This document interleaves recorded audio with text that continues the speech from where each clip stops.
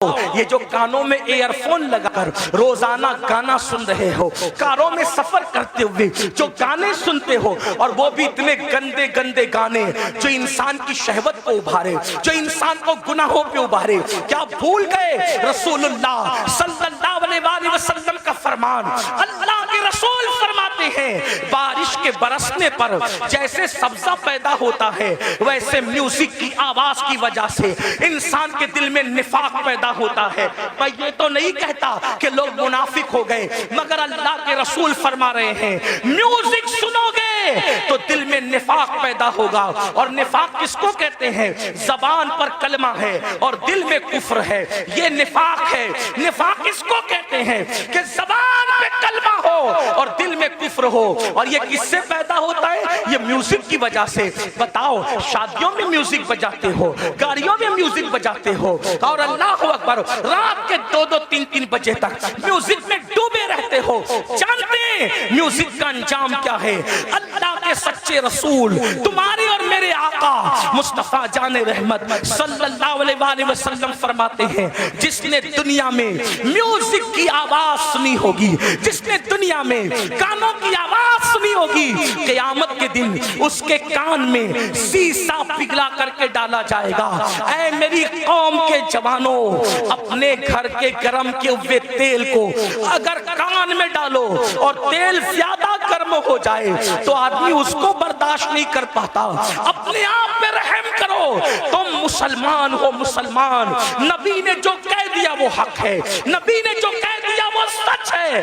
جہنم کی آگ سے، جہنم کی آگ پر پگھلایا ہوا سیسا جب کانوں میں ڈالا جائے گا اس وقت کیا بنے گا؟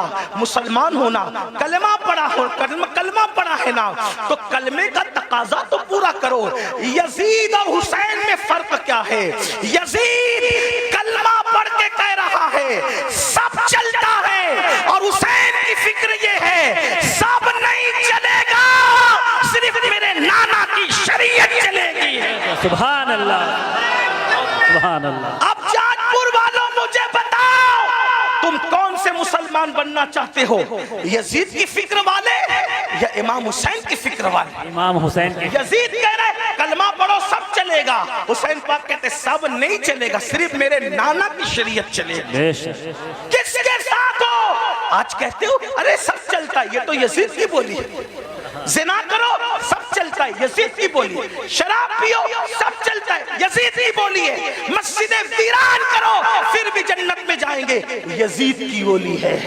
حسین پاک کی یہ بولی نہیں ہے۔ حسین پاک کہہ رہے صرف ایک چیز چلتی ہے بس، وہ میرے نانا کی شریعت ہے، بے شک۔ محمد الرسول اللہ کی شریعت ہے۔ آؤ، برداشت نہیں کر سکتا کوئی بھی اللہ کے عذاب۔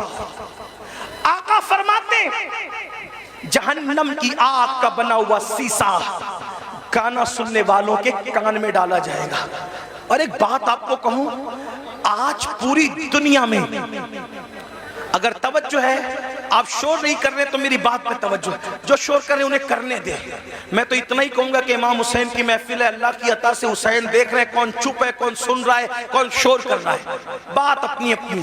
اور ان کی محفل میں آنے والوں، نام حسین کا معاملہ یہ ہے، حسین پاک کا نام لو تو تقدیریں بدل جاتی ہیں۔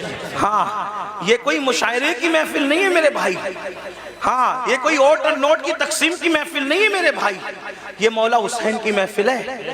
جو بادشاہ دنیا کا بادشاہ نہیں تھا، وہ بادشاہ گر، جس کو پیار سے دیکھ لیا اس کو بادشاہ بنا دیا، جس کو پیار سے دیکھ لیا اس کو تاج عطا کر دیا۔ غور سے سنو، کربلا سننے آئے ہو، آج پوری دنیا میں مسلمانوں کے گھر خطرے میں۔ دن کو گھر اچھا بھلا نظر آتا ہے، شام ہوتے ہوتے وہی گھر زمین میں دھس جاتا ہے، زمین بوس کر دیا جاتا ہے۔ لوگ کر رہے ہیں، امریکہ میں کر رہے ہو، کینیڈا میں کر رہے ہو، برطانیہ میں کر رہے ہو، ہمارے ملک میں کر رہے ہو، جو کر رہے غلط کر رہے ہیں۔ میں ان کی تائید نہیں کر رہا کیونکہ وہ میرے سامنے ہے نہیں، میں ان سے کوئی بات نہیں کروں، میں بات تو آپ سے کروں گا کیونکہ آپ میرے سامنے بیٹھے۔ جو سامنے نہ ہو اس سے بات کرنا بے وقوفی ہے، جب وہ سامنے ہوں گے اللہ توفیق دے گا تو ان سے بھی بات کریں گے، لیکن آپ سے بات کر رہے ہیں۔ مگر ان سے بھی دو جملے کہتا ہوں اس لیے کہ دیواروں کو کان ہوتے ہیں۔ اللہ کرے ان دیواروں کے کان کے ذریعے کسی کے کان تک بات پہنچے. لوگوں کو پتا ہونا چاہیے کہ جو چونٹی کا گھر اجاڑے، چونٹی کا، اللہ چونٹی کا گھر اجاڑنے والوں کے بھی گھروں کو ویران کر دیتا ہے. انسان کے گھروں کے دشمن نہ بنو. اگر تم کسی کے نشیمن پہ بجلی گراؤ گے تو اللہ تمہارے نشیمن کو بھی خاک میں ملا دے گا. طاقتور تم نہیں ہو، طاقتور صرف اللہ ہے. جس وقت یزید نے حکومت کے نشے میں حسین کا گھر اجاڑا تو یزید خوش تھا، میں نے حکومت کے نشے میں حسین کا گھر اجاڑ دیا، پورا گھر کاٹ دیا، اب حسین کی نسل نہیں رہے گی. میرے لیے راستہ کلیئر ہو گیا. جو میری راہ میں رکاوٹ بن رہا تھا میں نے سب کو کاٹ دیا. لیکن وہ 8، 12 یا 14 بیٹوں کا باپ تھا. یزید 8، 12، 3 روایتیں یا 14 بیٹوں کا باپ تھا اور ہٹے کٹے بیٹے رکھتا تھا. اور حسین کی نسل کے بارے میں اس کو یہ بغض تھا کہ میری حکومت میں جو چیز رکاوٹ ہے میں نے ختم کر دیا.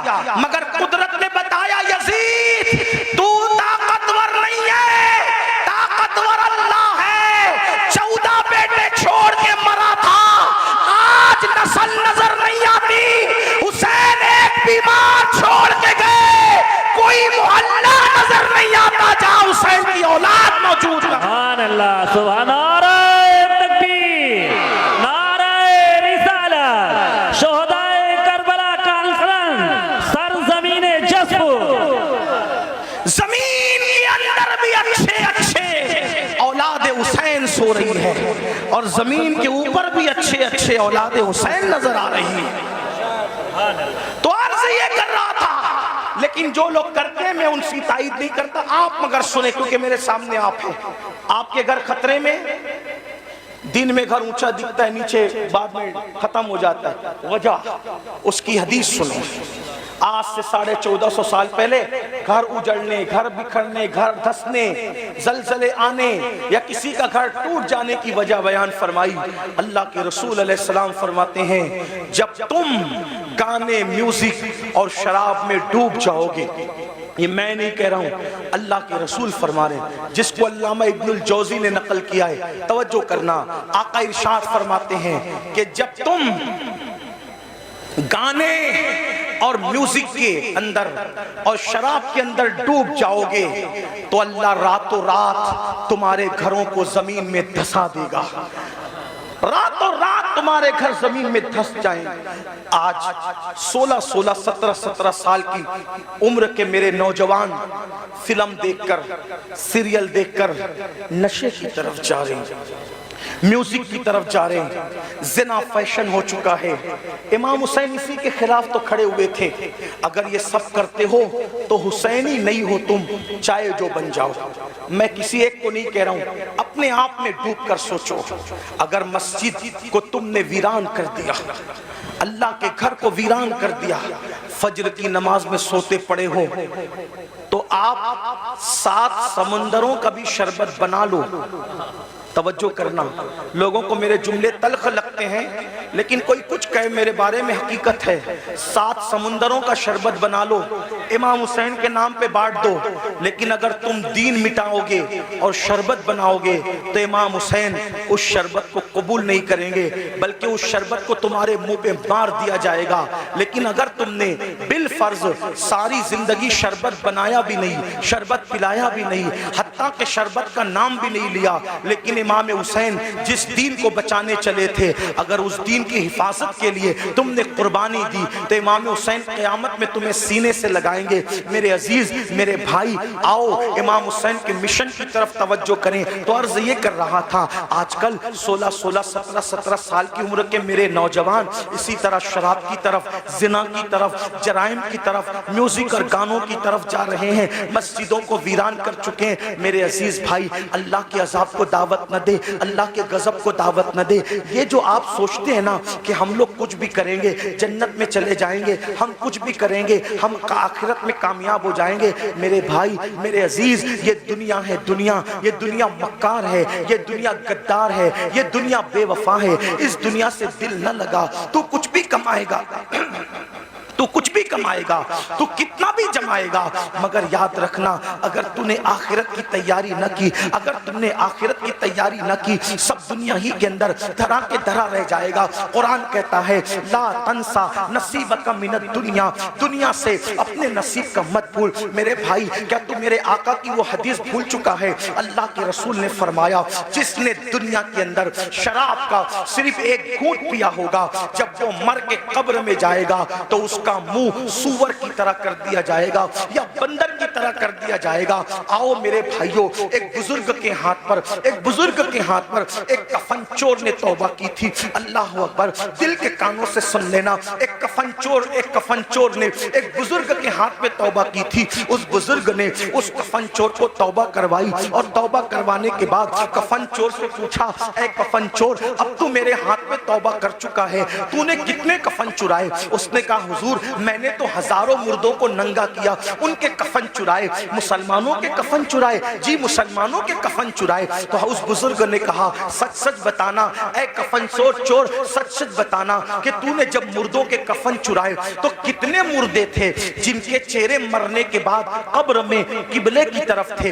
دھیان سے سننا، توجہ سے سننا، تھوڑا منبر والوں سے بھی توجہ چاہتا ہوں، بات نہ کریں، بہت نوازش ہوگی آپ کی، میں آپ کی معلومات میں اضافہ نہیں کر سکتا لیکن آپ کی دعائیں ضرور لے سکتا ہوں، آپ کی بھی توجہ چاہتا ہوں، میری بات غور سے سنیں، میں ان کی طرف بات کو لے کر کے جا رہا ہوں، دھیان سے سنو۔ کفن چور سے بزرگ نے پوچھا تو نے ہزاروں مسلمانوں کے کفن چرائے، یہ بتا کتنے مسلمان تھے جن کے چہرے قبلے کی طرف تھے اور کتنے مسلمان تھے جن کے چہرے قبلے سے پھرے ہوئے تھے؟ تو اس نے کہا حضرت اللہ کی قسم کھا کے کہتا ہوں اب تو میں آپ کے ہاتھ پہ توبہ کر کے نیک بن چکا ہوں، اگر میں نے 100 مردوں کی لاش کو کھولا، 100 مردوں کی قبروں کو کھولا اور ان کی لاش کو میں نے ننگا کیا تو 100 مردوں میں سے 99 مسلمان ایسے تھے جن کے چہرے قبلے سے پھرے ہوئے تھے، 100 مردوں میں سے 99 مردے ایسے تھے جن کے چہرے قبلے سے پھرے ہوئے تھے۔ ایک مسلمان ملتا تھا 100 میں ایک جس کا چہرہ قبلے کی طرف ہوتا تھا۔ اس بزرگ نے اپنے پیر و مرشد کو خط لکھا، حضور یہ بتائیں، اللہ اکبر، حضور یہ بتائیں کہ مرنے کے بعد لوگوں کے چہرے قبروں میں کیوں پھر جاتے ہیں؟ بزرگ نے لکھا بیٹا جو لوگ دنیا میں رسول اللہ کی سنت سے منہ پھیر لیتے ہیں، جو لوگ دنیا میں رسول اللہ کی سنت سے منہ پھیر لیتے ہیں، مرنے کے بعد ان کے چہرے قبلے کی طرف نہیں ہوتے۔ اے میری قوم کے جوانوں، کیا ڈر نہیں لگتا؟ کیا قبر میں نہیں جانا کہ جب سنت سے کوئی منہ پھیرے تو اس کا چہرہ مرنے کے بعد قبلے کی طرف نہیں ہوگا؟ اب آپ کیا سمجھتے کہتے ہیں اب مولانا اللہ رحیم ہے، اللہ کریم ہے، ستار ہے، غفار ہے؟ ارے یہ بات مولانا کو آپ سے زیادہ سمجھتے ہیں کہ اللہ رحیم ہے، کریم ہے، ستار ہے، غفار ہے، لیکن آپ کو پوچھنا چاہتا ہوں، آپ مجھے بتائیں کہ آپ اور ہم اگر جرائم کریں تو اللہ غیرت والا، وہ رحم والا ہے تو وہ غیرت والا بھی ہے میرے بھائی، اس کی غیرت کی طرف توجہ کیوں نہیں کرتے؟ صرف سنت چھوڑنے پر جب وہ منہ قبلے کی طرف رکھنا گوارا نہ کرے تو وہ جنت کے اندر کیسے داخل کرے گا؟ اس کی خفیہ تدبیر سے ڈرو کہ دنیا میں پہلی اور آخری بار آئے ہو، مشرکین کو دیکھ کر، منکرین اسلام کو دیکھ کر ان کی طرح ننگا ناچ نہ کرو، ان کی طرح ظلم نہ کرو کہ جب انسان سنت سے منہ پھیر لے تو اللہ تبارک و تعالیٰ اس کا منہ کعبے کی طرف رکھنا گوارا نہیں کرتا، کعبے کی طرف منہ رکھنا گوارا نہیں کرتا، اللہ جنت میں اس کو کیسے ڈالے گا؟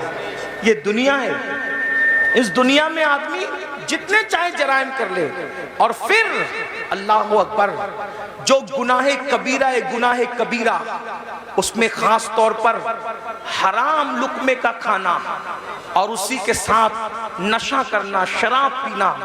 آج نشہ مسلم سوسائٹی کے اندر سوچی سمجھی سازش کے تحت پرموٹ کیا جا رہا ہے۔ کون لوگ پرموٹ کر رہے ہیں ہمیں نہیں پتا، انشاءاللہ ہمارے ملک کی جو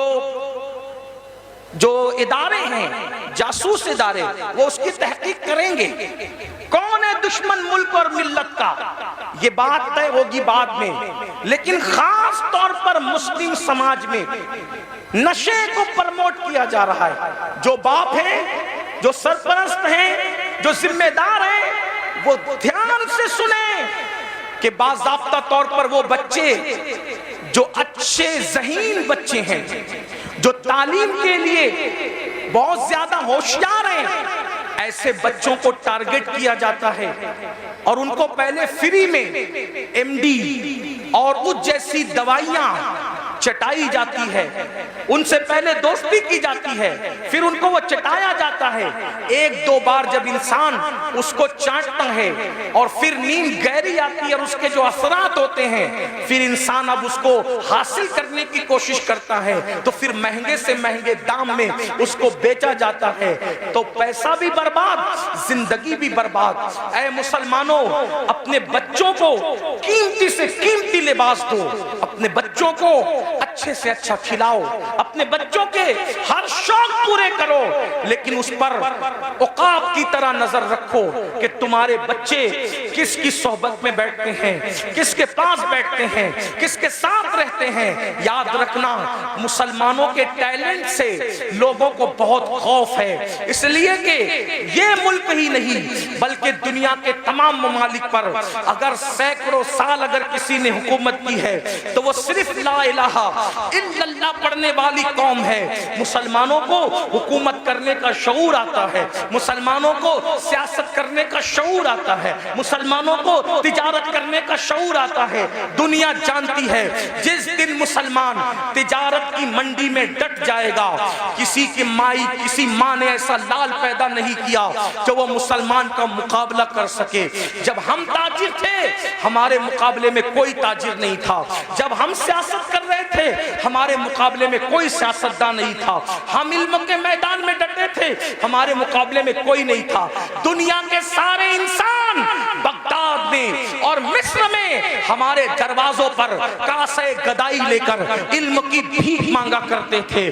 ہاں ہم ہی تھے جو لوگوں کو جاگیریں بھیک میں عطا کرتے تھے، ہم ہی تھے جو لوگوں کو مالا مال کرتے تھے۔ اے میری قوم کے جوانوں، لوگوں کو تمہارے ٹیلنٹ سے خطرہ ہے، ان کو پڑھنے مت دو، ان کو آگے بڑھنے مت دو، ان کو تجارت کرنے مت دو، ان کو جو ہے معاش اور معیشت کی طرف آگے بڑھنے مت دو، ان کو گانوں کا عادی بنا دو، ان کو گیم کا عادی بنا دو، ان کو نشے کا عادی بنا دو، ان کو شراب کا عادی بنا دو۔ ظالموں، اپنی ذمہ داریوں کو محسوس کرو۔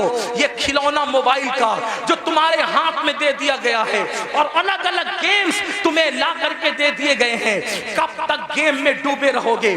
گیم میں مبتلا کرنے والے تمہارے خیر خواہ نہیں ہیں، یہ تمہارے مستقبل کو تباہ کر دینا چاہتے ہیں۔ نشے میں ڈبانے والے تمہارے خیر خواہ نہیں ہیں، یہ تمہارے مستقبل کو برباد کر دینا چاہتے ہیں۔ اے میری قوم کے جوانوں، ہم گیم کھیلنے والے لوگ نہیں ہیں، ہم گیم کھیلنے والے لوگ نہیں ہیں، ہم تو ناخن تدبیر سے امت کی بکھری ہوئی زلفوں کو سنوارنے والے لوگ ہیں، ہم تو قوموں کے مستقبل کو تابناک بنانے والے لوگ ہیں۔ نوجوان کسی قوم کا سرمایہ ہوتا ہے، اگر نشہ کرو گے خود کی فکر نہیں ہوگی، ماں باپ کی فکر کیا کرو گے؟ نشہ کرو گے خود کی فکر نہیں ہوگی، اولاد کی فکر کیا کرو گے؟ نشہ کرو گے خود کی فکر نہیں ہوگی، اپنی قوم کی فکر کیا کرو گے؟ مسلمان نوجوانوں، ہمارا جوان خود بھی بڑھنے والا ہے، قوم کو بھی آگے بڑھانے والا ہے۔ فکر کرو، اپنی قوم کو آگے بڑھاؤ۔ جانتے ہیں جب تک نشہ ہمارے سماج میں نہیں تھا قوم اتنی غریب نہیں تھی۔ آج ایک سروے بتاؤں، پورے ہندوستان میں حضور علیہ السلام کی نالین کے صدقے جاتا ہوں، امیروں کے یہاں بھی رکتا ہوں، غریبوں سے بھی میرے تعلقات ہیں۔ آپ کو بتاؤں، آج ہر باپ کی شکایت یہ ہے کہ بوڑھا باپ کما رہا ہے، جوان لڑکے نہیں کما رہے۔ جوان لڑکے فضول گھومتے ہیں، ٹی شرٹ پہن لیا، جینس پہن لیا، اچھی بائک پر، ننگا نواب، قلعے پہ گھر، یعنی اس کے جیسا کوئی نہیں۔ مسلمانوں، اپنے بوڑھے باپ پہ بوجھ مت بنو، گیم کی وجہ سے، نشے کی وجہ سے، فضول دوستوں کی وجہ سے جو جوان اپنے ماں باپ پہ بوجھ ہے اس کا تو کوئی شمار ہی نہیں. اگر نفلی نمازیں بھی تمہیں اپنے ماں باپ پہ بوجھ بنا دے اسلام اس کو بھی پسند نہیں کرتا. میں ذمہ داری سے عرض کرتا ہوں حالانکہ نماز میرا ٹاپک ہے, میں جب بھی کسی جگہ گفتگو کرتا ہوں بغیر نماز کی فضیلت کے میں عنوان مکمل نہیں کرتا, میں نے اپنے اوپر لازم کر رکھا ہے. لیکن ایک بات کہوں, فاروق اعظم کے دور میں ایک جوان تھا جو رات دن مسجد میں پڑا رہتا تھا, وہ فاروق اعظم تھے. فاروق اعظم تھے, کسی کی رعایت کبھی نہیں کی. فاروق اعظم نے دیکھا ایک جوان ہے رات دن مسجد میں پڑا رہتا ہے, اس کو پوچھا تو رات دن مسجد میں پڑا رہتا ہے, تیرے گھر کا خرچہ کیسے چلتا ہے, یہ بتا تیرے گھر کے اخراجات کیسے نکلتے ہیں. تو اس نے کیا کہا, حضرت میرا ایک بھائی ہے اور وہ میری طرح مسجد میں پڑا نہیں رہتا, اذان ہوتی ہے مسجد میں آتا ہے نماز پڑھ کے فوراً چلا جاتا ہے, اور وہ اتنی محنت کرتا ہے کہ اس کے گھر کا خرچہ بھی وہ چلاتا ہے اور میرے گھر کا خرچہ بھی وہی چلاتا ہے, ہم دونوں کا بوجھ وہ اٹھاتا ہے. فاروق اعظم نے کہا قیامت کے دن تجھ سے بہتر درجے میں جنت میں تیرا بھائی رکھا جائے گا. کیوں؟ کیونکہ تو نفل پڑھ کے اس پہ بوجھ بنا ہوا ہے اور وہ نفل نہ پڑھ کے تیرا بوجھ اٹھانے والا بنا ہوا ہے. نفل عبادت سے بہتر کسی کا بوجھ اٹھانا ہے. آپ یہ بات سمجھیں مسلمانوں, میری قوم کے جوانوں, میری قوم کے جوانوں, ہمارے پیارے ملک بھارت میں 60% سے زیادہ جوان ہے. جوان یعنی پوری دنیا میں اگر سب سے زیادہ جوان کسی ملک میں موجود ہے وہ ہمارے ہندوستان میں ہے. اسی لیے آپ پورے جلسے کو کاؤنٹ کر لیں, میری بات پہ یقین نہیں آتا آپ کو 90% جوان نہ نظر آئے تو دیکھ لینا, آپ دیکھیے تو آپ سب جوان ہو, سب کے سب جوان ہو. اور آپ کو بتاؤں یہ جو علماء کی داڑیاں سفید ہو گئی ہے, ان کی داڑیاں سفید ہے مگر یہ بھی جوان ہے, کیونکہ محمد کے غلاموں کو بڑھاپا آ نہیں سکتا. تم سب جوان ہو. لوگ کیا چاہتے ہیں, غور سے سنو, دھیان سے, لوگ کیا چاہتے ہیں, دو چیز, مسلمانوں کو جاہل کرو اور ان کو غریب کرو. غریب کرو, جاہل کرو, پھر کیا ہوگا, غربت کبھی کبھی انسان کو کفر تک لے جاتی ہے. جب یہ غریب ہو جائیں گے ایک ہاتھ سے روٹی دیں گے اور اس کے بعد کہیں گے ایمان بیچو, ایمان خرید لیں گے روٹی کے ٹکڑے پر. اب بلال جیسا ان میں تھوڑی موجود ہے جو پٹ کر بھی دین پہ قائم رہے. جو قوم گانے کی دہلیز پر ایمان کا سودا کر سکتی ہے وہ قوم کیا روٹی کے ٹکڑے پہ ایمان کا سودا نہ کرے گی؟ اس لیے مسلمانوں کو غریب بنانا چاہتے ہیں. اور دوسری چیز جاہل بنا دو, ان پڑھ بنا دو, ان کو پڑھنے مت دو. آپ دیکھ لیں آج ہمارے بچے 10ویں سے آگے نہیں پڑھ پا رہے, 9ویں سے آگے نہیں پڑھ پا رہے ہیں, تھوڑی سی تعلیم حاصل کرتے ہیں اور فیس نہیں ہے اس لیے پیچھے ہٹ جاتے ہیں. کالج مہنگی ہے پیچھے ہٹ جاتے ہیں, تعلیم مہنگی پیچھے ہٹ جاتے ہیں. میں کہتا ہوں اپنے بچوں کو تعلیم ادھوری سے پیچھے ہٹانے والوں یہ کیوں کہہ کر شو روم سے واپس نہیں آتے کہ کپڑے مہنگے ہیں, تعلیم مہنگی ہے یہ کہہ کر اپنے بچوں کو ڈراپ آؤٹ کر لیتے ہو. آپ حضرات یہ کہہ کر بچوں کے قدموں کو پیچھے ہٹا لیتے ہو. میں کہتا ہوں 1000 بار شو روم سے واپس آنا پڑے کہ موبائل مہنگا ہے میں نے نہیں خریدنا, کپڑے مہنگے میں نے نہیں خریدنا, جوتے مہنگے میں نے نہیں خریدنا, لیکن تعلیم مہنگا کرنے والا کتنا بھی مہنگا کر دے, کتنا بھی مہنگا کر دے, کتنا بھی مہنگا کر دے, علم چھوڑوں گا نہیں. کیوں؟ کیونکہ میرے نبی نے فرمایا, آقا کا فرمان سنو, کیونکہ میرے نبی نے فرمایا علم اگر سریا پہ ہوگا تو میری امت کا بندہ وہاں سے بھی علم لے کر آئے گا. گویا کہ بتایا جا رہا ہے اے تعلیم کو مہنگا کرنے والے, جا مہنگا کر کے دیکھ لے, آسمان تک تو تعلیم کو نہیں لے جا سکتا, اور اگر لے جائے گا تو محمد رسول اللہ کے غلاموں میں اتنی طاقت ہے کہ وہاں سے بھی ہم جا کر کے علم کو لے آئیں گے.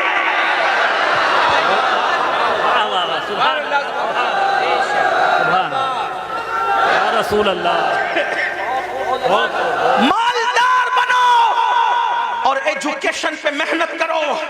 میں تو لوگوں کو یہ بھی کہہ رہا ہوں، لوگ مجھے گالی دیتے، مجھے لوگ جتنا گالی دیتے میرا وزن اتنا بڑھتا ہے، کیونکہ میں ان لوگوں کی پرواہ، مجھے یہ لگتا ہے کہ جنت مجھے اللہ سے لینا ہے، گالی دینے والوں سے نہیں۔ میں لوگوں کو یہ بھی کہتا ہوں، بڑے گنبد اور بڑے مینار بنانے کی بجائے بڑے انسان بناؤ، کیونکہ کوئی گنبد اپنے جیسا گنبد نہیں بنا سکتا، کوئی مینار اپنے جیسا مینار نہیں بنا سکتا، لیکن اگر ایک اچھا انسان بنا دو گے تو ایک اچھا انسان اپنے جیسے سینکڑوں اچھے انسان بنا دے گا۔ یہی تو بات تھی نا، رسول اللہ نے حسین کو اچھا بنایا تھا، ایک حسین نے دنیا میں کروڑوں حسینی پیدا کر دیے، ایک چراغ سے کتنے چراغ بنے، صدیق اکبر جیسا اچھا انسان بنایا، فاروق اعظم جیسا اچھا انسان بنایا، عثمان غنی جیسا اچھا انسان بنایا، مولا علی جیسا اچھا انسان بنایا، عشر مبشرہ جیسا اچھا انسان بنایا۔ ان اچھوں نے، ان چند اچھوں نے کتنے اچھے اچھے پیدا کر دیے کہ وہ دین کے محافظ ہو گئے۔ تو میری گزارش ہے، دیکھو ایک تاج محل بنایا شاہ جہاں نے، لیکن وہ تاج محل بننے کو صدیاں بیت گئی، اس تاج محل نے دوسرا تاج محل تیار نہیں کیا۔ لیکن آپ کو بتاؤں، آل رسول احمدی نے ایک احمد رضا پر نظر ڈال کر کے اچھا بنایا، تو اس احمد رضا نے کتنے اچھے دیے، صدر الشریعہ جیسا اچھا وہیں سے ملتا ہے، شیر پیش اہل سنت جیسا وہیں سے ملتا ہے، ظفر الدین بہاری جیسا وہیں سے ملتا ہے، اللہ محدث اعظم جیسا وہیں سے ملتا ہے، مفتی اعظم جیسا وہیں سے ملتا ہے،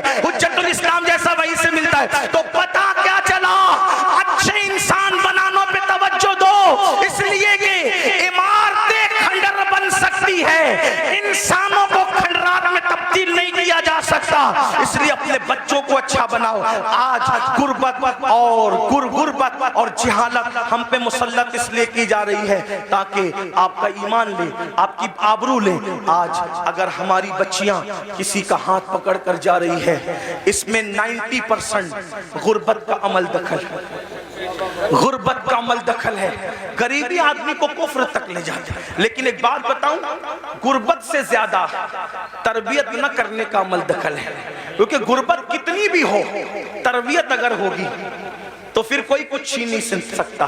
علماء تو کہنے بہت کہوں، لیکن میں آخری بات کہہ دیتا ہوں، غربت سے زیادہ تربیت کی کمی ہے۔ آخری بات، جو بچیاں جا رہی، حالانکہ ایک بات آپ سے کہہ دوں، اتنے ہزاروں کے مجمع میں اپنے جلسے میں یہ مت کہو کہ اتنے لاکھ چلی گئی، اتنی ہزار چلی گئی، میں بار بار کہہ رہا ہوں اس کو مت کہو، کیونکہ یہ نفسیاتی طور پہ دشمن ہمیں متاثر کرنا چاہتا ہے۔ کوئی ضرورت نہیں ہمیں کہنے کی اتنی لاکھ، ہمارے پاس ثبوت کیا ہے، اتنی لاکھ گئی اتنی لاکھ گئی، تو کہتے ہیں میڈیا نے کہا، ہم کہتے ہیں میڈیا اگر کہہ دے کہ چاند دکھا تو ہم میڈیا کا چاند نہیں مانتے، جس کے کہنے پہ چاند کا آنا نہیں مانتے، اس کے کہنے پہ بیٹیوں کا جانا کیسے مان سکتے ہیں؟ اس لیے نہیں ماننے کا، نفسیاتی طور پہ متاثر نہیں ہونے کا۔ گئی ہیں، انکار نہیں، چند گئی ہیں، انگلیوں پہ گن لو کون گئی ہیں، جن کی تربیت نہیں ہوئی، ورنہ جن کی تربیت ہوئی ہیں وہ آج بھی غربت کے باوجود چکی پیس رہی ہے، چرخہ چلا رہی ہے، برتن دھو رہی ہے ایک دوسروں کے یہاں جا کے، مگر اس کی غیرت کا کوئی سودا نہیں کر پا رہا ہے۔ ہاں، دامن توکل کی یہ شان ہوتی ہے، پیون تو لگے ہوتے، گناہ کے دھبے نہیں ہوتے۔ ہاں، ہماری قوم کی بیٹیوں کے دامن پر پیون تو ہیں لیکن گناہ کے دھبے نہیں ہیں۔ آج بھی ہماری قوم کی بیٹیاں اتنی پارسا اور باغیرت ہے، میں تو لوگوں کو کہتا ہوں جتنی ہماری بیٹیاں پارسا ہے، آج اتنی کسی کی ماں میں بھی پارسائی نہیں ہے۔ ہماری بیٹیوں کی طرح اوروں میں پارسائی نہیں ہے، لیکن تربیت کا فقدان ہے۔ جو باپ اپنی بیٹی کو بازو میں بٹھا کر کے زنا کا سیریل دیکھے، جو باپ اپنی بیٹی کو بازو میں بٹھا کر زنا کا سیریل دیکھے، اس کی بیٹی بھاگے گی نہیں تو کیا ہوگا؟ جو بھائی اپنی بہن کے ساتھ گیم کھیلے، اس کی بہن اور کا ہاتھ نہ پکڑے گی تو کیا ہوگا؟ تربیت کر